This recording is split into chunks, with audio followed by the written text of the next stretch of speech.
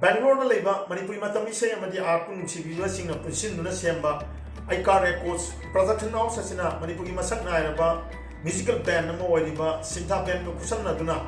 Manipuri Matamisha Pambi was singing the Makta, Uduna Luxury, Manipuri Matamisha contest. Isai ki contest asi pangthok sabagi maru pandam di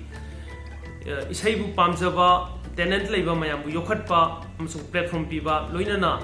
Manipur matam isai bu yokhatpa haiba asini contest asida yauna bagi age limit su leijai sing competition asida chai tara ga manga dagi kun manga phawa manung da leibiba isai bu thawai aujaba music pamjaba chilina punamakna saru yabiu haina paudam jari hariba contest asigi ekhoina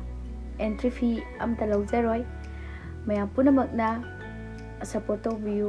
contest asibu saru yabiu amadi mapung phanbiu Contest asigi pricing the first prize the case rupees 10,000 loinana Ika Records na ano may same record tawbagi contract. Second prize 7,000 duga third prize 5,000 sumaina thamjai haiba competition asi naujariba artist sing isaibu pamjaba singi damakta oinadi yamna khudung chaba ama oigani haina igi maikedi pamjage haiba isai competition asida isai bu thawai yaujaba chilnau singna saruk yabiu adongi uthopam khangna laiba talent adugi uthopam khudung chaba si lawbiu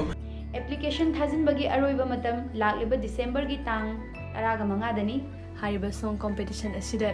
isai nongmai bu pambiba mipum khudimakna saruk yanabagi damakta haijari Haiba contest asigi aku pamarol gi damak Ika Records ki YouTube channel amadi Facebook page amadi Sintha Bengi Facebook page amadi piriba number sing pijariba number sing asida WhatsApp or direct call tawbiduna hen akupa marol sing khangbiba yagani competition asibu saruk yabiu mapung phanbiu haina amukan na mayam da request tawjai contest asi mapung phanbiu mayam punamakna support tawbiu mayam sungsoi soidana saruk yabiu kaubiraganu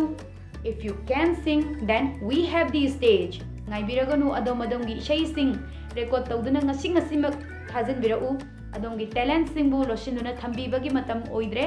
thambiraganu ngasimak record tawduna thazin birau thank you